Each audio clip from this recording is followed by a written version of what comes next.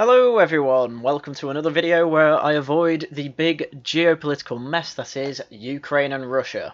Now we are going to firmly be looking at something a bit closer to home, which is the foreign relations between the United Kingdom and Iran. Because we had some big news this week, but let's start from the beginning. British woman jailed for 5 years in Iran.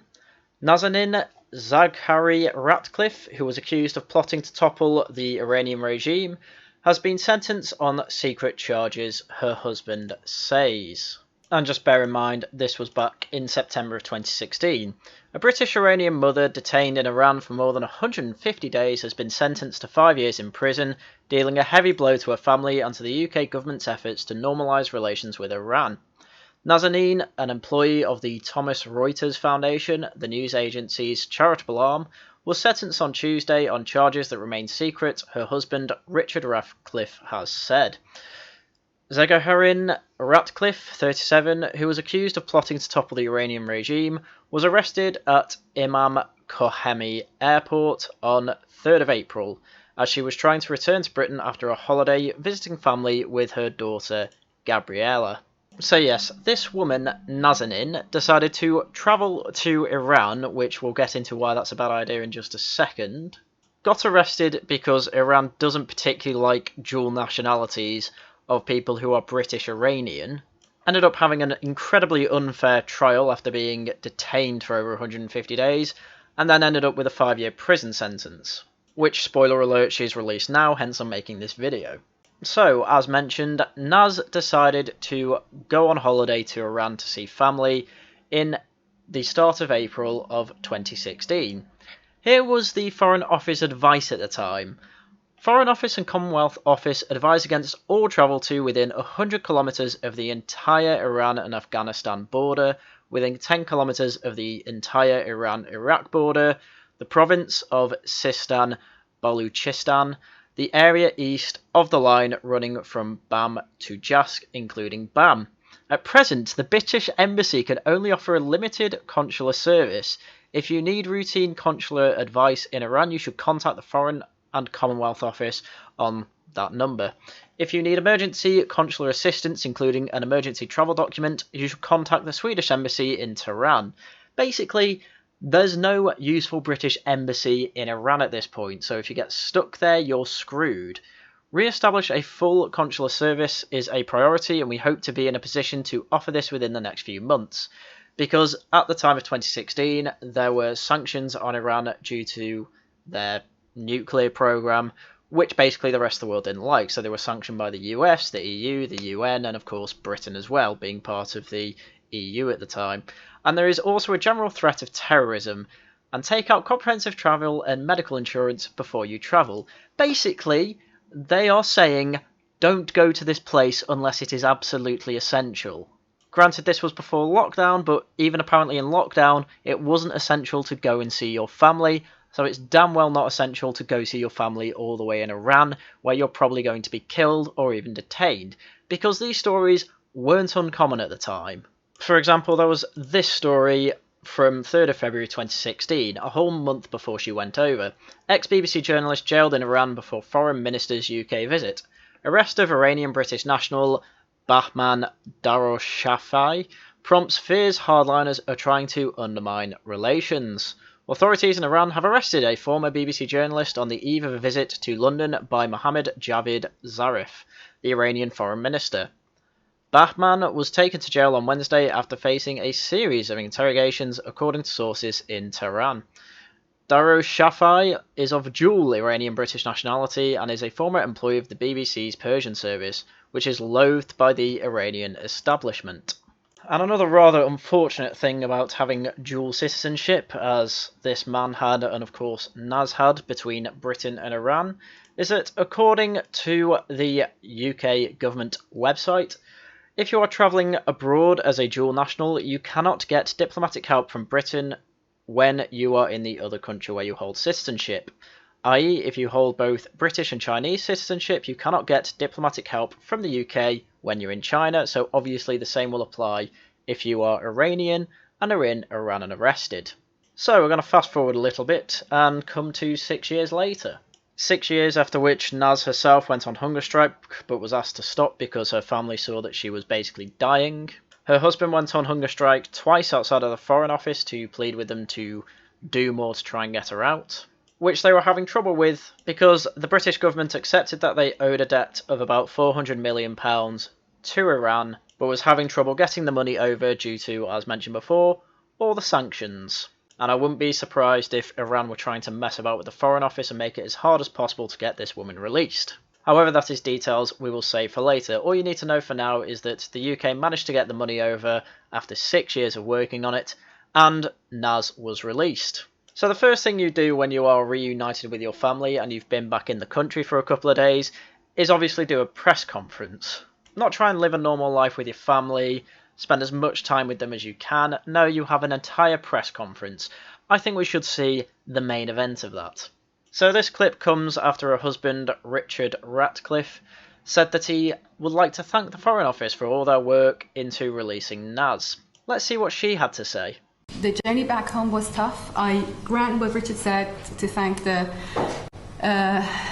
Foreign Secretary. I do not really agree with him on that level. She does not agree that she should be thanking the Foreign Office. The people who are working for 6 years to get her released should be thanked for their work. As far as I care at this point, what was the point in why not withhold the debt longer? She's not going to be thankful for it. Clearly, she'd rather just stay in prison in Iran. That's the vibe that's been given off here. She'd rather stay in Iran and stay in solitary confinement and be away from her family rather than actually thank the Foreign Office for getting her out of there. Don't get me wrong, I'm sure those 6 years in Iran were horrible. But if you can't even be thankful to the government who effectively paid a ransom for your release, especially since according to their own website they actually didn't have to do anything for your release, yeah, that's going to piss a lot of people off. But I don't know, let's hear a reasoning for being like this. I'm going to tell you that because I have seen 5 foreign secretaries changed over the course of 6 years. That is unprecedented given the politics of the UK. So that's a really weird statement to me. No, I'm not going to thank the Foreign Office because they've had a load of changes in foreign secretaries. Apparently 5 different ones over 6 years is unusual. No, cabinet reshuffles happen all the time. In fact, here's a little handy infograph to let you see every single time there's been a change to a cabinet seat, and the FCDO, fourth up from the bottom, is the Foreign, Commonwealth and Development Office. As you can see, you are generally quite lucky to keep that seat for more than 4 years. Though it does appear to have happened a couple of times. Obviously we've had quite turbulent politics, especially since 2016 thanks to the Brexit vote, and with snap elections and with different policies on how we actually deal with Brexit, which of course the Foreign Office was a large part of. So no, it's really not that unusual to have that many changes in the Foreign Office, and I don't see why that's a reason not to thank them. Believe it or not, the whole world doesn't revolve around you, and we had other problems than British dual nationals being held in prison in a country they actually have citizenship in, where they can't even really do that much. I love you, Richard. Respect whatever you believe. But I was told many, many times that, oh, we're going to get you home. That never happened. Yeah, did you home right now? I don't know what she's talking about. Yes, of course the Foreign Office is doing what they can to try and release you, but it's against a tyranny. It is against a regime. It is against a country that arbitrarily arrested and put you in prison for 6 years. It's really not going to be that simple to get you out of there, given how their internal politics and justice system works. But we still paid a £400 million ransom for you. Alright, mind you, we did owe it, but clearly that was part of the deal to get you out. And clearly it was sanctions getting in the way, as, you know, I will detail later, that weren't even necessarily us. It was the UN, it was the EU at the time when we were in it. It's really not that simple. And yet the first thing you seem to do when you come back is play armchair hostage negotiator. It's very strange behaviour for someone who's been in prison for 6 years, I have to say. So there was a time that I felt like, do you know what, I'm not even going to trust you, because I've been told many, many times that I'm going to be taken home, but that never happened. I mean, how many foreign secretaries does it take for someone to come home? 5? See what I mean? Armchair hostage negotiator, armchair diplomat. Do you have any idea how complicated diplomacy can be? Do you have any idea, especially how complicated it is given you have dual nationality and you're imprisoned in the other country. Like, that clearly makes things a lot more complicated. Yes, apparently it takes 5. It could have taken even longer. But here she is talking as if she's a middle-class woman in Pret who's asked for almond milk in her coffee, and she's been told that they've run out. This is how she is acting. She is literally acting like a Karen. It should have been one of them eventually. Yeah, it turns out it was Liz Truss. You're welcome. So now here we are. What's happened now should have happened 6 years ago. Okay, maybe. That's not a reason not to be thankful. Yes, maybe these things could have been done better. Hindsight's 2020 and all that. But we have no idea what the details of Iran's diplomacy are. They might be trying to... In fact, no, I don't even think trying to. They were actively trying to undermine relations between the UK and themselves. So, of course, this wasn't an easy thing to do 6 years ago. It probably wasn't easy now, but hell, they did it eventually. I think we all know this is... I'm assuming this is going to be public knowledge of how I came home. It's fair to assume. I'm not going to mention, I don't know the details. I love it. I absolutely love it. See what I mean by a Karen? She doesn't even fully understand the details of how she got released. She doesn't know what work went into it. And yet here she is saying, no, I'm not going to thank you for anything. You should have done this way earlier. I'd be really annoyed if I worked in the Foreign Office to get her released at this point. I'd be really annoyed that she's acting like this. But honestly, I don't blame them if they'd like to keep quiet on this, because... if anyone came out saying, yeah, she's being a bit of a bitch, man, they're going to get a kick up the arse.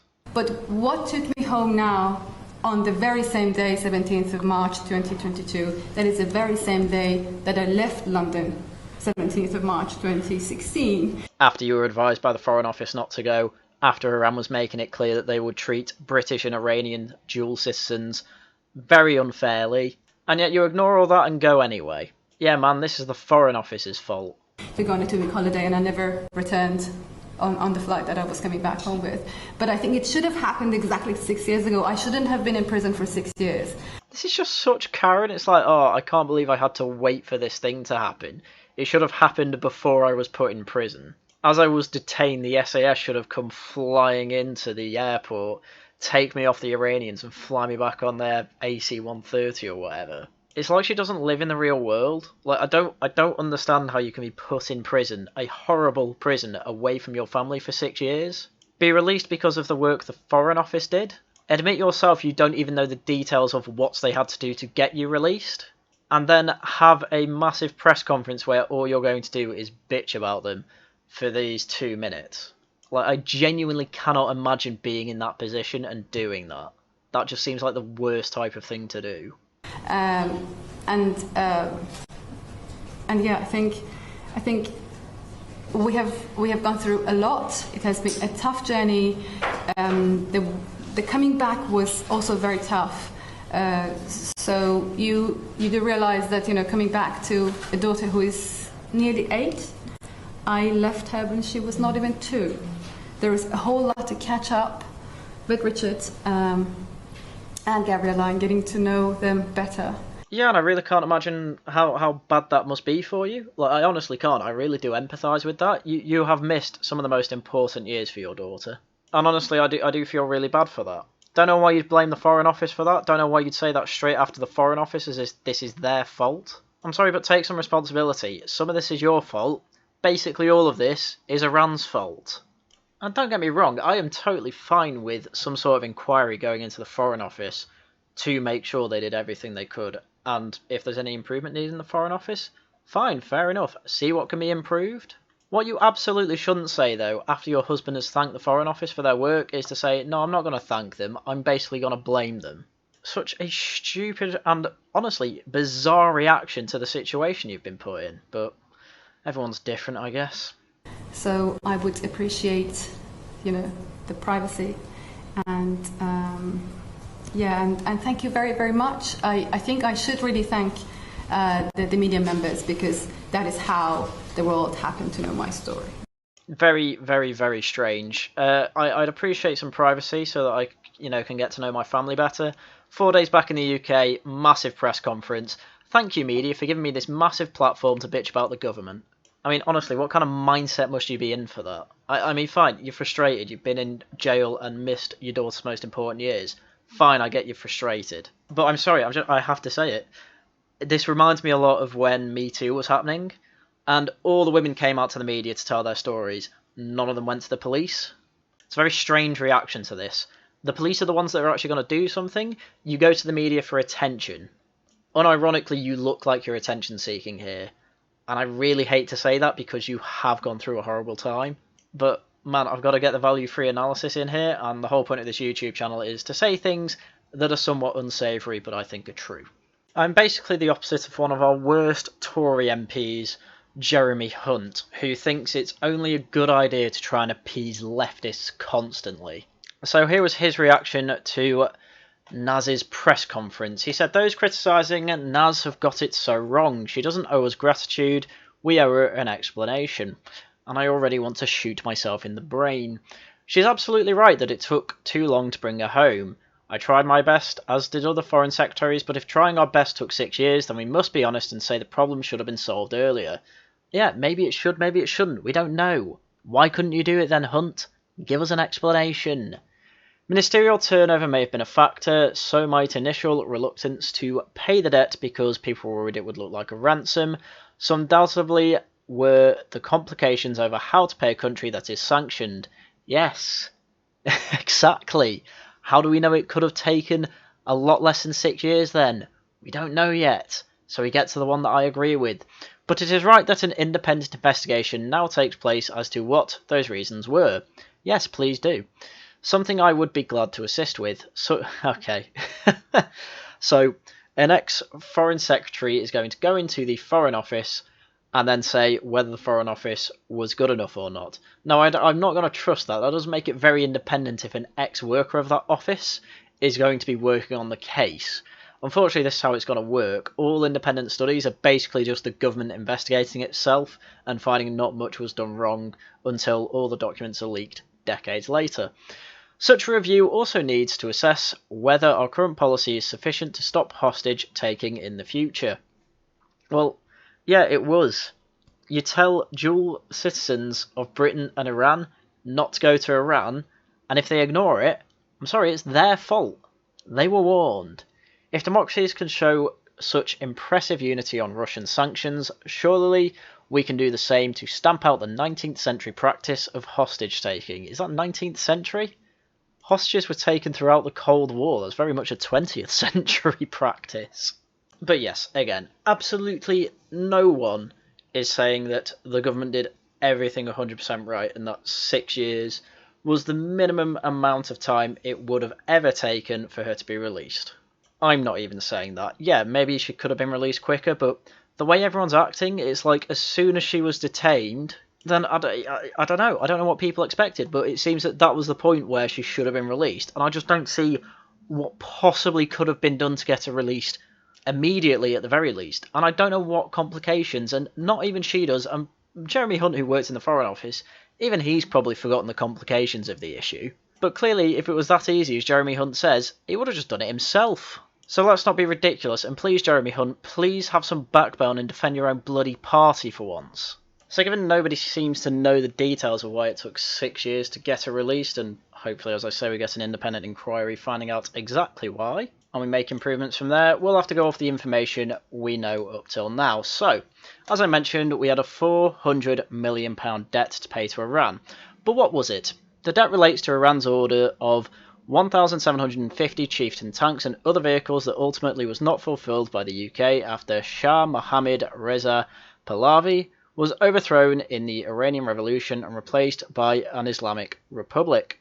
Basically, democracy fell, the Islamics rose up, so we didn't give them the tanks, which was probably a sensible decision. The 400 million was paid up front and almost none of the tanks were delivered. Oh no, dab. The government has not confirmed whether the debt has been settled, but previously said it accepted it should pay the legitimate debt. Foreign Secretary Liz Truss told Sky News, "We have been clear that this is a legitimate debt, that we do owe Iran and have been seeking ways to pay it." But it doesn't actually say the year here, but this was in 1979. This debt is from 43 years ago. So I can see why, as Iran, having a £400 million hole in your expenses that should be filled up by a debt, you know, I can see why you'd be a bit annoyed about that. Luckily, this article also gives us the other key bit of information as to why the repayment has been delayed. Repaying the debt has been complicated by the fact that Tehran remains under British sanctions relating to nuclear development. The British Foreign Office has previously been reluctant to discuss whether a method of repaying the debt, which works around sanctions, could be found. Sanctions have been imposed by the UN, EU and other individual nations since Iran's nuclear program became public in 2002. Why it wasn't paid before that as well, I have no idea. I mean, to be fair, I have a good idea. You probably don't want to pay £400 million to an Islamic republic as a liberal democracy. Iran agreed to a deal in 2013 which saw it gain some relief from sanctions in return for curbing Iranian enrichment and giving UN inspectors better access to its facilities. But the sanctions were still too large to actually get around and pay them the £400 million until, obviously, this month. And this was still true even 4 months ago, when the UK tells Iran that sanctions prevent payment of £400 million debt. Britain paying the money is seen as a precondition of the release of Naz, who is being detained in Tehran, and obviously at that point had been for 6 years, though I believe she was actually under house arrest from March 2020 due to COVID ravaging the crappy Iranian prisons. So I think that's pretty much everything we need to go through for the story for now, because, as I say, we don't really know the details of why it took 6 years. Given the way Iran seems to treat people in its own country, I can't imagine that they treat foreign diplomats much better. And I can only imagine they try to make things as difficult as possible for the Foreign Office. So let's hope there's an independent inquiry, and let's hope it is more useful than a chocolate teapot. And if there are any necessary changes needed for the Foreign Office to not get in this position again, yes, please do make them. Because no one has a problem with Naz saying, oh, maybe the Foreign Office could do with some improvements. It is simply the way she goes from saying, no, I'm not going to be thankful to any one of you who worked over the past 6 years to help me get released. And in fact, I'm just going to stand on this platform while all these other Labour MPs cheer me on for saying that Tories are bad. I don't want to come up with anything that is borderline a conspiracy theory, but I do want to say I would not be surprised if it turns out that Naz is going to come along and be standing for an MP somewhere within the next general election. Because this is the issue that everyone has. It's not that Naz is saying the government could have done better. The government maybe could have done better, and no one is against the government being investigated for the procedures it went through to get her released. No. What people have a problem with is her attitude. She's acting like a Karen. She is finally free, and it is thanks to the UK government, whether you like it or not. Could the UK government have done better? Yes, maybe, but a lot of things in the world could probably have been done better. That doesn't mean that you don't thank anyone for anything. If you are released and free of that terrible dictatorship over in Iran, damn right people are going to expect you to be grateful. And if your husband has thanked the Foreign Office for their work and you go, no, I'm not going to thank them, then yes, of course people are going to be very annoyed at you for that. But we keep being told not to be, and the government have even said, please don't abuse this woman online. Of course, throughout this I've just made comments on her attitude and things like that. I wouldn't say I've been abusing her, but obviously saying anything bad about anyone who's non-white or a woman seems to constitute abuse these days, so have fun with that. But anyway, I think that's everything I had for you today. So, as usual, thank you very much for watching, and until next time, goodbye.